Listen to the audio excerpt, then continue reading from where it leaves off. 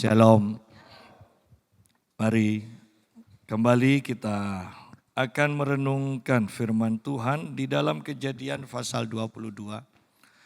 Kejadian pasal 22 mulai ayat yang pertama.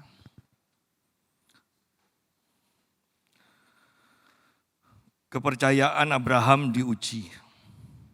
Setelah semuanya itu, Allah mencoba Abraham. Terjemahan yang tepat mengatakan menguji Abraham. Ia berfirman kepadanya, Abraham, lalu sautnya, ya Tuhan. Firman-Nya, ambillah anakmu yang tunggal itu yang engkau kasihi, yakni Ishak. Pergilah ke tanah Moria dan persembahkanlah dia di sana sebagai korban bakaran pada salah satu gunung yang akan kukatakan kepadamu. Keesokan harinya pagi-pagi bangunlah Abraham. Ia memasang pelana keledainya dan memanggil 2 orang bujangnya beserta Ishak, anaknya. Ia membelah juga kayu untuk korban bakaran itu. Lalu berangkatlah ia dan pergi ke tempat yang dikatakan Allah kepadanya. Ketika pada hari ketiga Abraham melayangkan pandangnya, kelihatanlah kepadanya tempat itu dari jauh. Kata Abraham kepada kedua bujangnya itu, tinggallah kamu di sini dengan keledai ini. Aku beserta anak ini akan pergi ke sana. Kami akan sembahyang, sesudah itu kami kembali kepadamu. Kita berhenti sampai sini dulu. Di sini judulnya adalah kepercayaan Abraham diuji. Dan ini adalah ujian yang terakhir untuk Abraham. Setelah itu kita tidak pernah membaca lagi masalah demi masalah yang Abraham hadapi. Ya, dia sudah lolos ujian dari Tuhan sepenuhnya. Dikatakan bahwa Tuhan berfirman, Abraham, lalu sautnya, ya Tuhan. Firman Tuhan, ambillah anakmu yang tunggal itu, yang engkau kasihi, yakni Ishak. Pergilah ke tanah Moria dan persembahkanlah dia di sana sebagai korban bakaran pada salah satu gunung yang akan kukatakan kepadamu. Perhatikan bahwa di dalam perikop ini kita mengenal kata menyembah pertama kali, yaitu di ayat yang kelima, kami akan sembahyang. Itu kata penyembahan pertama kali sebenarnya di dalam Alkitab. Dan kalau kita lihat di sini bahwa penyembahan itu bukan hanya sekedar nyanyian. Dan penyembah bukan penyanyi. Ya. Penyembahan itu berbicara tentang ketaatan kita kepada firman Tuhan. Sepenuhnya ketika Tuhan itu berbicara, kita mentaati. Tuhan berbicara, kita mentaati. Itu penyembah. Sehingga kalau kita perhatikan kebenaran ini, maka penyembahan zaman sekarang itu diselewengkan. Ya, diselewengkan. Dan kita sampai dalam taraf sama sekali sebenarnya buta dalam penyembahan. Penyembahan kita pikir bahwa itu adalah nyanyian. Seorang penyanyi rohani kita pikir itu penyembah. Sehingga kalau ada seminar penyembahan, penyanyi-penyanyi itu adalah pembicaranya yang memberikan kita pengajaran tentang penyembahan. Pertanyaannya, kalau mereka kita undang dan kita undang ke gereja kecil, kira-kira mereka mau atau tidak? Penyembah tidak akan memikirkan hal-hal duniawi. Ya. Penyembah tidak akan memikirkan hal-hal duniawi. Teman saya, Pastor Eko di Tuban, dia katakan begini, saya mengundang seorang pembicara kelas internasional. Dan saya katakan begini, yakin mau datang ke sini? Sudah Pak. Sudah kita buat jadwal. Katanya dia tidak memperdulikan gereja kecil, gereja besar, kota atau desa. Ya sudah, saya yakin tidak mungkin datang. Saya bilang, enggak kok, orang dia pengajarannya juga bagus. Saya yakin tidak mungkin datang. Saya bilang. Dan setelah waktu yang ditentukan, selesai waktu yang ditentukan, saya telepon lagi. Pak Eko datang atau enggak? Enggak Pak, katanya ada tugas lain. Oh ya sudah. Ya. Artinya bahwa sidang jemaat di akhir zaman ini, seperti yang Rabu lalu saya katakan, kita harus bisa teliti, bukan hanya mendengar pengajaran, tetapi roh yang dikeluarkan ketika berbicara, orang itu bisa dinilai kok. Ya. Nah, di sini kita berbicara tentang penyembahan, penyembah itu sebenarnya sangat sederhana. Orang yang taat sepenuhnya kepada Tuhan, itulah penyembah. Ya. Dan untuk menjadi penyembah, lihat di sini ketaatan yang Abraham tunjukkan. Firman Tuhan ayat 2. Ambillah anakmu yang tunggal itu, yang engkau kasihi, yakni Ishak. Pergilah ke tanah Moria dan persembahkanlah dia di sana sebagai korban bakaran pada salah satu gunung yang akan kukatakan kepadamu. Lihat bahwa perintah Tuhan di ayat yang kedua ini sangat terperinci. Ambil anakmu yang tunggal itu dan disebutkan Ishak. Ya, kemudian harus dipersembahkan di atas satu gunung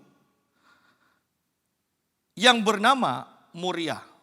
Moria itu artinya Tuhan melihat. Untung Moria artinya bukan Tuhan mendengar. Kalau enggak, Abraham dan Ishak hanya menyanyi di atas gunung, setelah itu pulang. Tuhan melihat, itu arti Moria. Ya.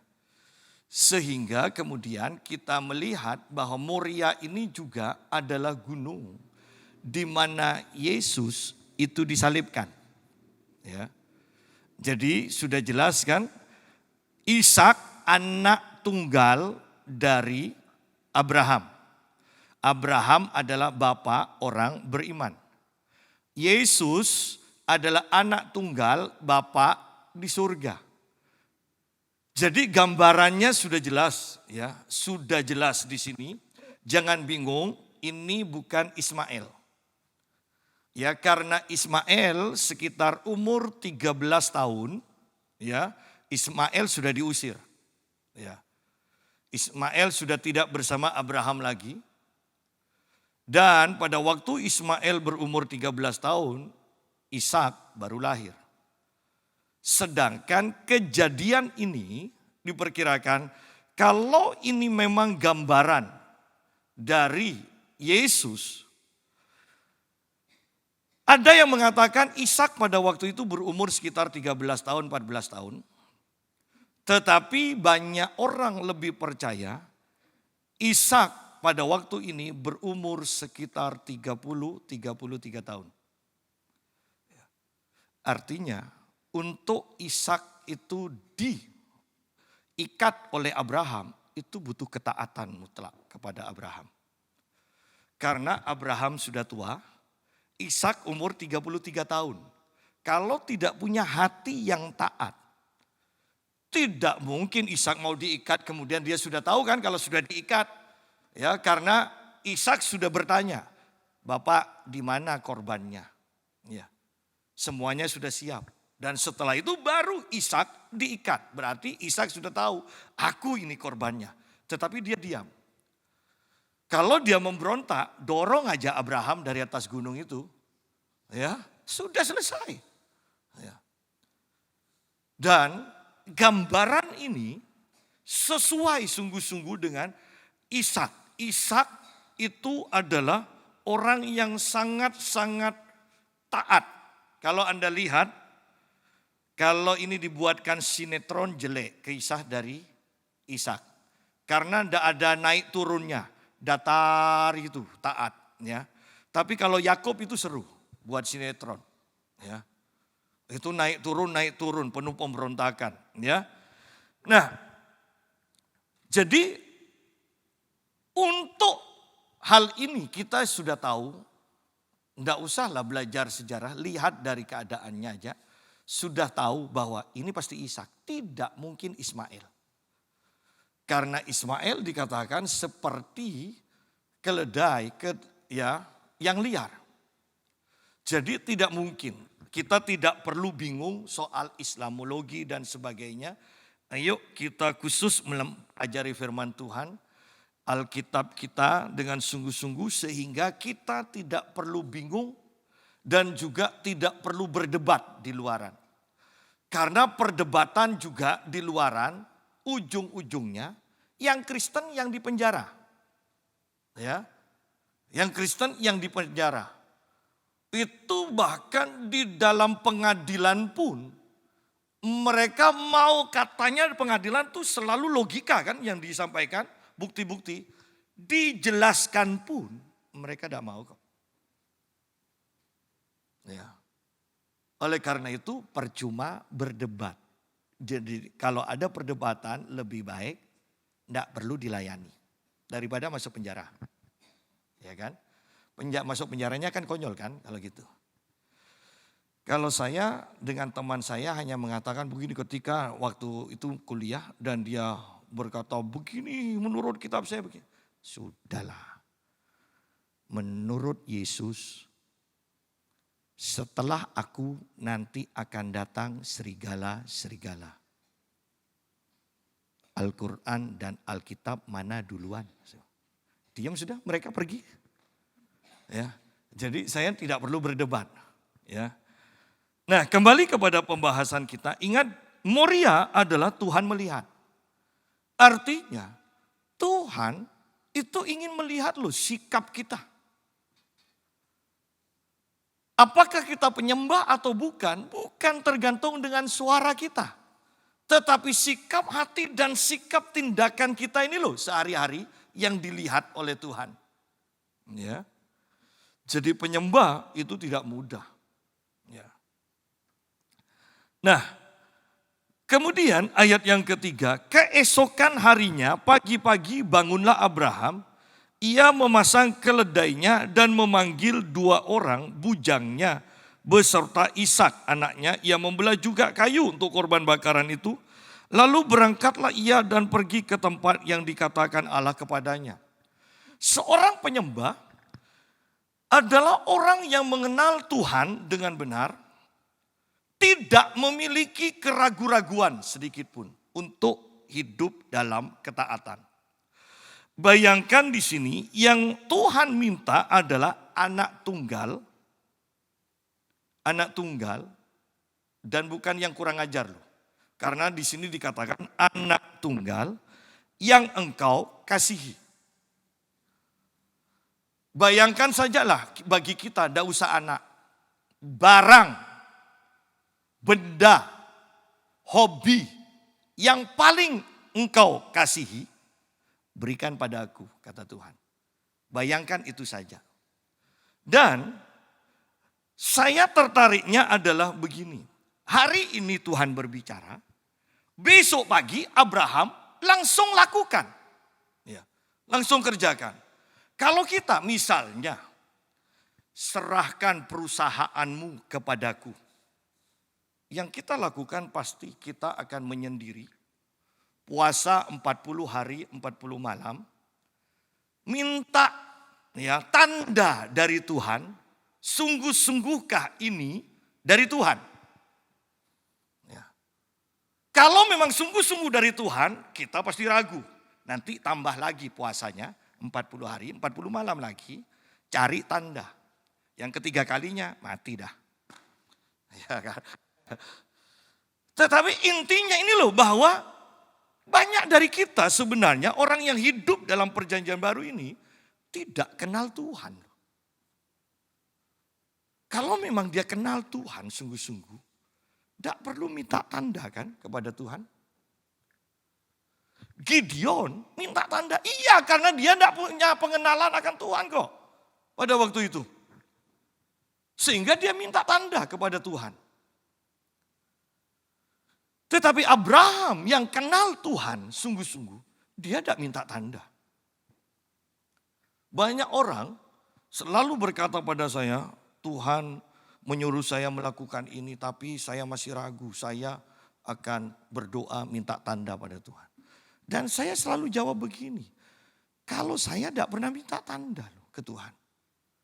Ketika Tuhan berbicara, ketika saya mau melakukan sesuatu untuk Tuhan, saya tinggal masuk ke dalam hati saya, 1 menit, 2 menit, ketika hati saya sejahtera, saya langsung lakukan. Saya yakin itu dari Tuhan. Tidak perlu doa dan puasa 3 hari, 7 hari, 21 hari. Itu menandakan bahwa kita tidak kenal Tuhan. Bayangkan seorang anak, kita sebagai anak kemudian dipanggil oleh papanya atau mamanya. Dan kemudian dari jauh kita mengatakan, kira-kira ini suara papa atau enggak ya? Tunggulah, aku tunggu lagi. Kalau sampai teriak sampai 7 kali, berarti ini dari papa. Oh, kalau sampai 7 kali, 3 kali aja. Anda dicari, habis Anda kalau papa. Ya kan? Kalau papa paling rotan. Kalau mama 7 hari 7 malam, Anda akan diomeli. Pilih yang mana? Ya kan? Tetapi intinya bahwa tidak mungkin anak itu tidak kenal suara dari papanya atau mamanya. Tidak perlu minta tanda lagi kan.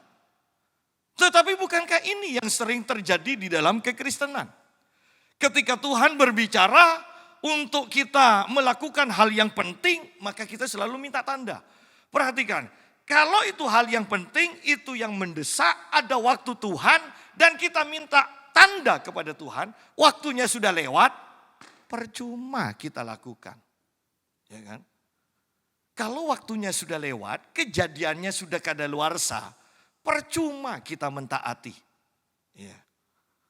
Suruh ngasih, memberi makan, memberi uang kepada orang yang sudah kurang gizi karena kelaparan dan kita minta tanda kepada Tuhan. Puasa 21 hari, mati hari kedua, mati dan kita, oh iya ternyata memang dari Tuhan. Anda bawa beras, Anda bawa ayam, orangnya sudah dikubur. Sudah Pak, sudah 7 harinya sudah selesai. Nah kan. Jadi seorang penyembah adalah orang yang mengenal Tuhan. Dan orang yang mentaati Tuhan. Tanpa menunda-nunda. Ya. Tanpa menunda-nunda. Orang berpikir, Allah menunda, yang penting kan dilakukan. Tidak masalah walaupun tertunda. Oh tidak. Ketika kita menunda, nilainya sudah beda. Anda kalau ujian, waktu sudah selesai. Dan kemudian Anda masih kerjakan 5 menit lagi. Anda kumpulkan setelah 5 menit, tidak dinilai. Ya. Jadi kita harus mengerti kebenaran ini, hal-hal yang kecil yang disepelekan. Dan di sini ayat 3 dikatakan di bagian terakhir, lalu berangkatlah Abraham dan pergi ke tempat yang dikatakan Allah kepadanya. Walaupun sama-sama menyembah, kalau Tuhan sudah katakan di tempat A, maka kita harus juga taat di tempat A. Ya, jangan seperti Naaman yang sudah dibahas, disuruh di Yordan, maunya di sungai yang lain. Ya, hasilnya tidak akan sama kalau sudah seperti itu.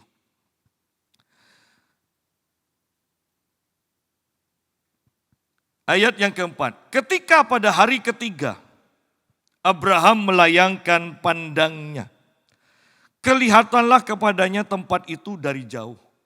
Anda bisa bayangkan sudah jalan 3 hari, masih kelihatan dari jauh. Bahwa penyembahan itu tidak mudah. Untuk menjadi penyembah itu tidak mudah. Butuh waktu, butuh ketaatan, ya, butuh ketekunan. 3 hari loh, bukan naik Mercy loh 3 hari. Bukan naik kereta, berandai-andai ini mungkin naik unta, naik keledai, 3 hari. Dan masih jauh lagi. Bukankah penyembahan tidak mudah?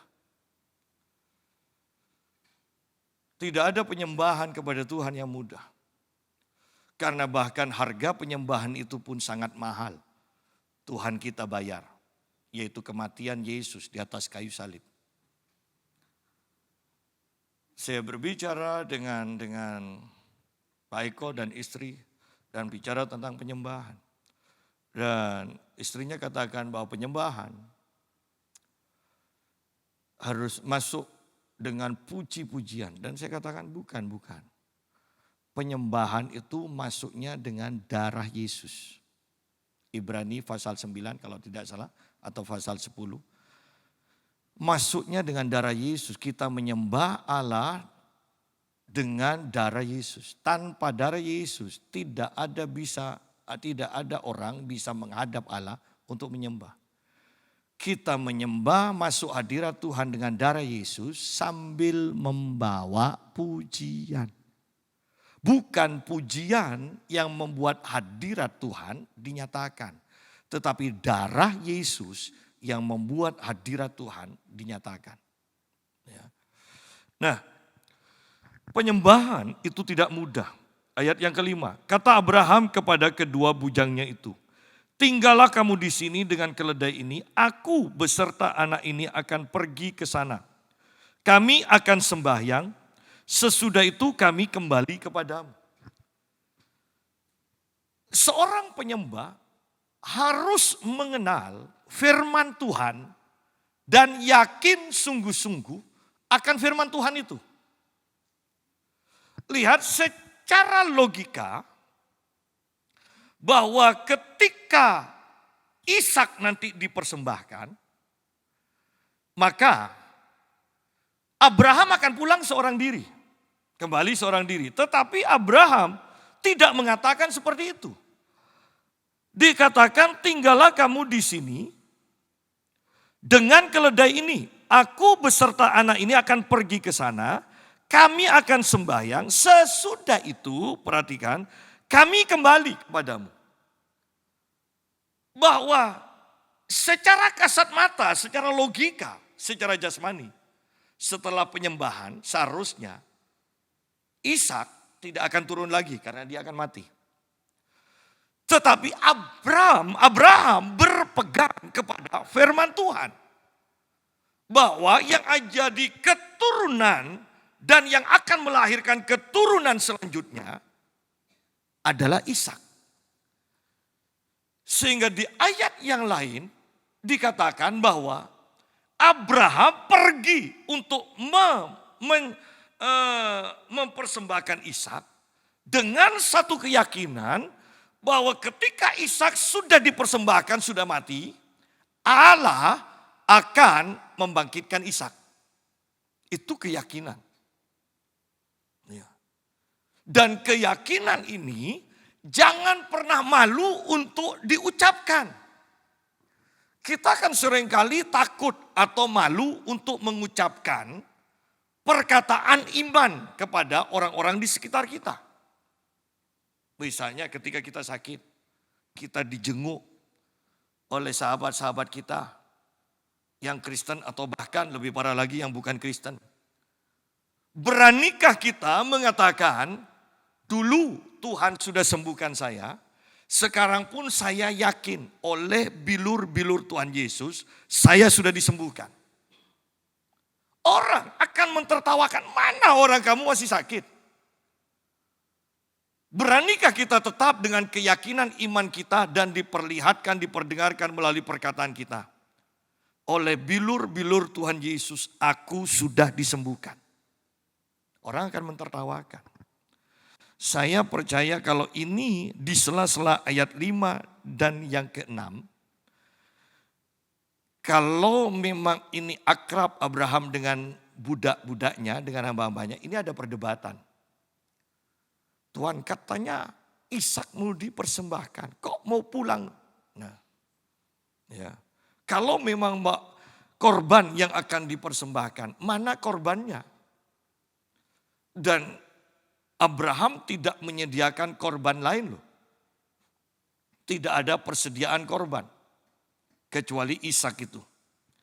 Jadi Abraham datang ke hadapan Tuhan dengan hati yang murni bahwa Ishak yang akan dipersembahkan. Lalu Abraham mengambil kayu, ayat 6, untuk korban bakaran itu dan memikulkannya ke atas bahu Ishak. Mirip kan dengan Yesus kan, memikul kayu salib. Ya. Anaknya sedang di tangannya dibawanya api dan pisau. Demikianlah keduanya berjalan bersama-sama. Ya. Api dan pisau setelah Ishak ditusuk, disembelih, baru dibakar. Lengkap sudah semuanya. Ya. Lalu berkatalah Ishak kepada Abraham, ayahnya, "Bapak," sahut Abraham, "Ya anakku," bertanyalah ia, "Di sini sudah ada api dan kayu, tetapi di mana anak domba untuk korban bakaran itu?" Sahut Abraham, "Allah yang akan menyediakan anak domba untuk korban bakaran baginya, anakku." Demikianlah keduanya berjalan bersama-sama. Sidang jemaat, bayangkan ayat ke-7, kita ada di posisi Abraham. Nangis atau enggak? Ya. Ini satu kejadian yang penuh dengan emosi loh, ayat yang ke-7 ini. Tetapi dalam hati pikiran yang diaduk-aduk seperti itu, lihat respon dari Abraham. Dia tidak terkecoh untuk terjebak dengan perkataannya. Dia tetap berpegang pada perkataan imannya, keyakinan iman. Di luar dan apa yang diyakini itu beda loh. Di luar dia sedang mempersiapkan untuk mempersiapkan Ishak. Tetapi di dalam dan perkataan imannya, dia yakin Allah yang akan menyediakannya. Ya. Dalam keadaan apapun juga, ingat, kalau itu tidak selaras sesuai dengan firman Tuhan, jangan diucapkan. Jangan diucapkan. Sakit parah, saya yakin lah paling sebentar lagi juga mati. Sudah begitu parahnya. Ya. Mau separah apapun, Anda tinggal pilih mau mengucapkan perkataan sesuai dengan keadaanmu atau sesuai dengan firman. Aku tidak akan mati, tetapi aku akan melihat kebaikan Tuhan di negeri orang hidup. Itu hanya masalah pilihan kok. Tetapi lihat bahwa firman Tuhan tidak terkalahkan oleh keadaan. Saya ditanya oleh seseorang, "Pak, apakah nubuatan itu pasti terjadi?" Oh pasti, saya bilang. Kalau orangnya tidak percaya, bagaimana bisa terjadi? Saya berkata begini, bagi saya tanpa siasat, tanpa apapun juga, tanpa perbantahan, perhatikan kebenarannya. Bahwa kalau Tuhan yang sudah menentukan dan disampaikan melalui nubuatan, bukankah kita percaya atau tidak percaya, cepat atau lambat, segala keadaan itu harus mendukung supaya firman Tuhan itu terjadi. Bukankah ketika Yesus akan lahir, sedikit sekali orang yang percaya. Bahkan ada Herodes yang akan membunuh. Segala cara dibuat untuk menghadang firman Tuhan ini terjadi. Tetapi toh dengan berbagai cara semuanya bekerja sama untuk membuat nubuatan itu terjadi. Kalau kita mengatakan nubuatan itu belum tentu terjadi karena si penerima tidak percaya. Saya katakan, bukankah akan begitu mudahnya nanti hamba-hamba Tuhan yang bernubuat ketika walaupun itu nubuatan palsu dan disampaikan kemudian tidak terjadi, maka hamba Tuhan itu akan mengatakan kamu sih tidak percaya. Ya. Terjadi, hamba Tuhan akan diangkat, dipuji-puji. Tidak terjadi, orang itu yang akan dicaci maki, bukan hamba Tuhannya. Ini kan repot. Tetapi kebenarannya yang lebih pasti adalah ketika nubuatan itu disampaikan dan itu benar adalah firman Tuhan. Maka ada kuasa yang menyertai firman itu kepada si penerima nubuat. Bahwa si penerima nubuat tahu bahwa itu memang firman Tuhan. Sehingga mau tidak mau, orang itu akan menselaraskan diri dengan firman Tuhan ini. Kalau itu dari Tuhan, sungguh-sungguh firman Tuhan, maka ada kuasa yang menyertainya. Yang akan membuat api itu menyala bagi si penerima firman itu. Ya. Nah, kembali kepada pembahasan kita sekarang. Ayat 8, Saud Abraham, Allah yang akan menyediakan anak domba untuk korban bakaran baginya, anakku. Demikianlah keduanya berjalan bersama-sama. Sampailah mereka ke tempat yang dikatakan Allah kepadanya. Lalu Abraham mendirikan mezbah di situ. Disusunnyalah kayu, diikatnya Ishak anaknya itu, dan diletakkannya di mezbah itu di atas kayu api. Ya, Anda lihat seru ya ini datar-datar aja, kok Ishak diem gitu loh. Bisa bayangkan juga Yesus dicaci maki, ditempeleng, dicabut jenggotnya. Memangnya ayam dibersihkan bulunya. Sampai jenggotnya saja dicabut dikatakan. Tapi toh Yesus diam. Jelas sama. Ini loh gambaran Yesus Ishak ini. Ya. Anak tunggal. Anak yang tidak memberontak. Taat. Mau dikorbankan pun taat. Ya. Tidak ada perbantahan. Di sini ayat 9 dikatakan. Diikatnya Ishak anaknya itu. Dan diletakkannya di mezbah itu di atas kayu api. Ini sangat luar biasa. Artinya bahwa Ishak pun tentunya sudah diajar oleh Abraham tentang Allahnya. Ishak mengenal Allah Abraham. Ya.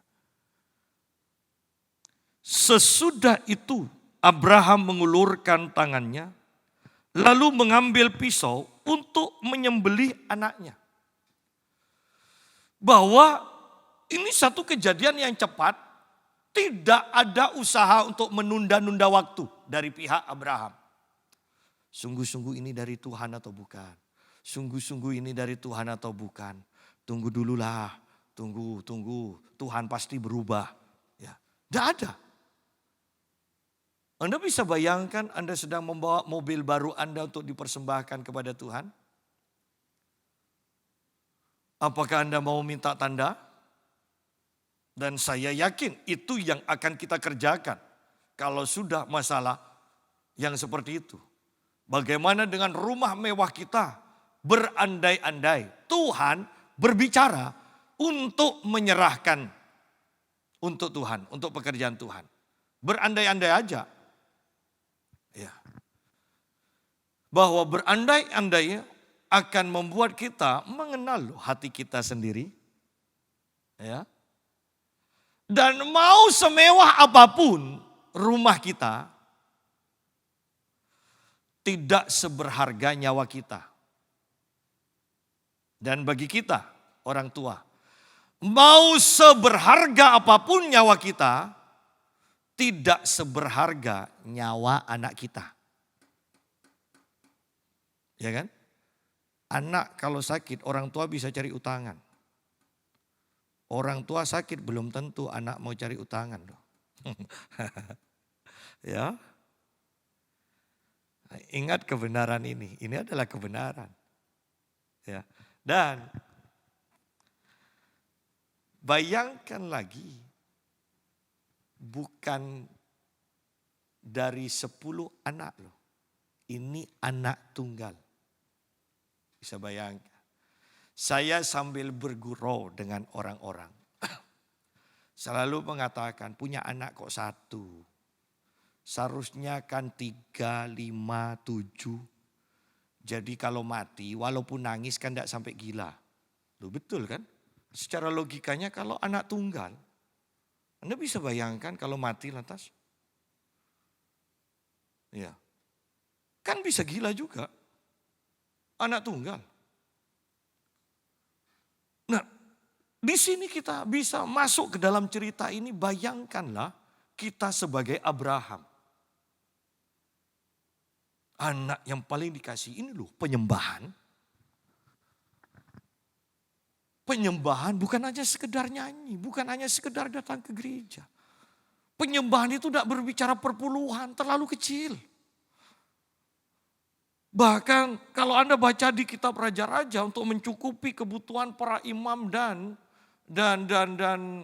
bait suci. Di sana disebutkan raja yang menetapkan perpuluhan, ada korban khusus, ada korban syukur. Baru para imam hidup dalam kelimpahan. Saya tahun-tahun lalu sudah mengatakan, bagi kita sebenarnya perpuluhan yang selalu jadi masalah, jadi perdebatan, sebetulnya tidak menakutkan. Kalau sudah biasa dari awal kerja, kan gaji kan masih sedikit kan.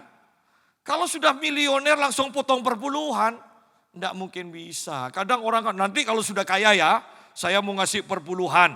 Ya. Kalau sudah kaya, gemeter Anda mau ngasih perpuluhan. Ya. Tapi kalau masih gaji 2 juta ya perpuluhannya kan masih. Nah seharusnya itu dilatih terus. Mau sebesar apapun kalau sudah dilatih. Ya kan. Angkat barbel bagi saya dari 20 kilo sampai 140 kilo pun. Orang lain bilang berat. Bagi saya tidak berat. Kenapa? Sudah dilatih. Sudah dilatih. Nah saya katakan dulu bahwa perpuluhan tidak menakutkan sebenarnya. Yang menakutkan itu persembahan khusus. Ya. Di mana Tuhan tiba-tiba bicara persembahkanlah. Loh. Ini kan saya bayangkan begini. Ketika Ishak besar seperti ini. Abraham sudah berpikir ini yang akan dikerjakan. Nanti usaha ini akan Ishak pegang dan akan jadi seperti ini. Tiba-tiba, hai Abraham. Nah, Anda bisa bayangkan seperti itu. Persembahkanlah Ishak kepadaku. Itu tidak tahu dunianya Abraham seperti apa. Kalau sudah seperti itu. Iya. Nah kembali kepada pembahasan kita. Ayat 10. Sesudah itu Abraham mengulurkan tangannya. Lalu mengambil pisau untuk menyembelih anaknya. Ini bukan keake loh ya, katanya orang Madura kan. Bukan keake. Kok tidak keluar suara Tuhan? Ya, bukan ya. Tetapi berserulah malaikat Tuhan dari langit kepadanya. Abraham, Abraham, sautnya. Ya Tuhan. Lalu Tuhan berfirman, jangan bunuh anak itu dan jangan kau apa-apakan dia. Sebab telah ku ketahui sekarang bahwa engkau takut akan Allah dan engkau tidak segan-segan untuk menyerahkan anakmu yang tunggal kepadaku. Arti Moria, Tuhan melihat. Di sini dikatakan oleh Tuhan, jangan bunuh anak itu dan jangan kau apa-apakan dia sebab telah ku ketahui sekarang bahwa engkau takut akan Allah. Tuhan tahu bagaimana? Dari melihat tindakan Abraham. bukan hanya soal janji. Kalau kita mengatakan orang itu baik, sudah berjanji akan memberi saya uang 10 miliar mungkin, baik sekali. Lu jangan katakan baik kalau masih janji. Kalau uang 10 miliar sudah ada di tangan kita, baru bisa kita katakan orang itu baik. Ya. Lu memangnya kita mengatakan Tuhan aku mengasihimu, Tuhan aku menyembahmu lewat pujian? Memangnya Tuhan percaya? Belum. Kita belum dipercaya Tuhan sampai kita membuktikan ketika Tuhan minta kita memberi. Ketika Tuhan beri perintah kita taat. Aku melihat kata Tuhan. Baru Tuhan katakan aku tahu. Berapa banyak? Bahkan penyanyi-penyanyi sampai nangis-nangis. Loh memangnya nangis itu memperlihatkan bahwa kita adalah orang yang taat kepada Tuhan. Taat bukan karena nangis. Taat ketahuan ketika kita mendapat perintah, mendapat firman, kita lakukan. Itu baru taat. Anak dimarahi nangis tidak membuktikan bahwa anak itu taat. Nanti setelah nangis, lihat apakah dia akan mentaati atau tidak perintah orang tuanya. Jadi kebanyakan dari kita hanya sampai dalam taraf mendengar. Mendengar suara, aku mengasihi Tuhan dan menganggap kita sebagai penyembah. Tidak bisa seperti itu. Dan ingat bahwa Tuhan juga tidak akan meminta langsung plek. Ya. Dia akan mulai dari yang kecil. Dia dari yang kecil. Dari yang kecil. Ya.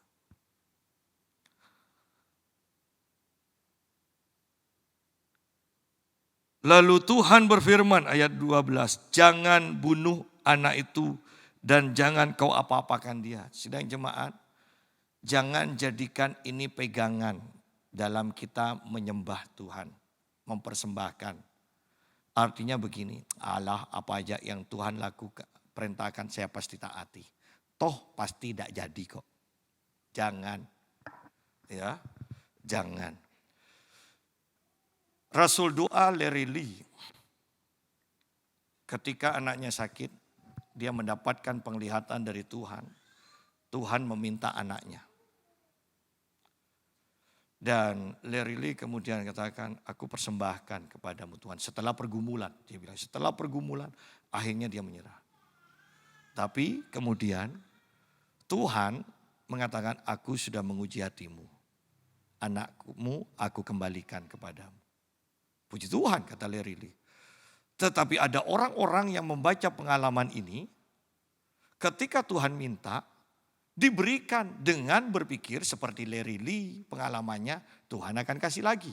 Seperti Ishak, Tuhan akan berikan kembali. Ternyata sungguh-sungguh Tuhan ambil. Ya. Ketika Tuhan ambil, syok mereka. Bahwa Tuhan tahu loh hati kita, jangan macam-macam. Dan di sini kita lihat bahwa tindakan kita itu sangat menarik perhatian Tuhan. Ya. Jangan hanya sekedar suara, tapi tindakan. Bukankah sampai sini kita akan melihat bahwa banyak orang Kristen ternyata bukan penyembah. Penyembah adalah orang yang taat. Jangan kalau sudah dapat suara Tuhan, jangan tunda waktu. Jangan selalu katakan cari kehendak Tuhan lagi. Itu sudah suara Tuhan. Mau apa tanya lagi. Ya. Cari tanda. Ya.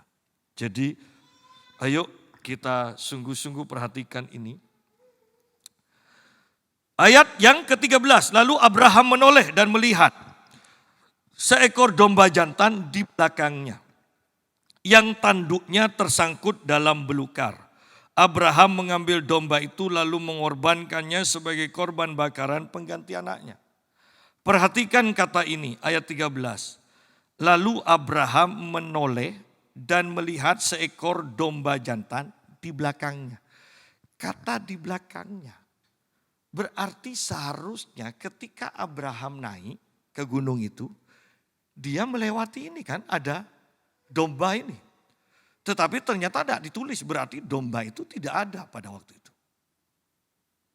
Tetapi di alam saya berbicara supaya mudah mengerti bahwa sebenarnya sementara Abraham itu membawa Ishak untuk dikorbankan, pada waktu itu juga sebenarnya Allah sudah mempersiapkan korban ini. Walaupun tidak kelihatan. Ya. Bahwa Allah sudah punya rencana. Allah sudah punya rencana untuk memberkati kita. Tetapi seringkali ketidaktaatan kita membuat berkat yang sudah disediakan Tuhan tidak sampai ke tangan kita. Ya. Saya sudah menyaksikan ketika saya mau ke Solo barusan. Saya lagi jujur ini sudah lewat. Jadi Anda tidak perlu memberi saya uang lagi. Waktu ke Solo uang saya pas-pasan dan saya katakan, Vin, ada 3 anak yang biasa saya kasih uang. Dan saya katakan, 1 sudah kerja, 2 masih kekurangan. Saya 2 aja yang ngasih. Janganlah kata Vince. Soalnya kan sudah biasa dikasih, bayangkan kamu ngomong-ngomong dengan mereka, 1 menatap nunggu-nunggu, ternyata kamu pulang, tidak ada itu pemberian. Dan sudah ambil ini uang ini, pakai.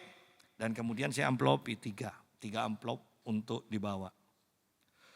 Sementara saya berangkat, saya berhenti di Surabaya, ada orang yang minta ketemu mau nraktir saya makan. Ketika saya berbicara dengan pemilik rumah makan itu, saya katakan kok ada bayangan hitam ya di kepala ibu, di belakang kepala ibu. Dan ngomong-ngomong akhirnya pelepasan. Selesai pelepasan saya bernubuat dan ibu ini kemudian tanya rekening saya dan memberkati saya. Itu sudah berkatnya saya lihat sudah jauh dari 3 amplop itu. Kemudian saya berangkat ke Solo. Saya ketemu diundang makan dengan 2 orang, 1 ngasih amplop, 1 ngasih amplop. Kemudian ada seorang dokter yang mau ketemu saya dan dia juga memberikan amplop kepada saya. Lumayan juga besar. Dan masih ada persembahan, masih ada ongkos bensin dan sebagainya. Dan itu jauh melampaui apa yang saya pikirkan. Tetapi saya percaya dari kejadian itu, kuncinya ini di 3 amplop ini loh. Saya tidak tahu Tuhan akan mengerjakan apa, tetapi saya percaya pada waktu saya menyediakan 3 amplop, Tuhan sudah menyiapkan juga orang-orang yang akan dia pakai untuk memberi pada saya. Berandai-andai kalau amplop ini saya tidak sediakan, maka Tuhan juga tidak akan menyediakan. Yaitu, lihat kesamaannya bahwa ketika Abraham membawa Ishak, pada waktu itu juga sebenarnya Allah sedang mempersiapkan korban untuk menggantikan Ishak ini. Buktinya di sini dikatakan Abraham menoleh dan melihat seekor domba jantan di belakangnya. Di belakangnya yang tanduknya tersangkut dalam belukar.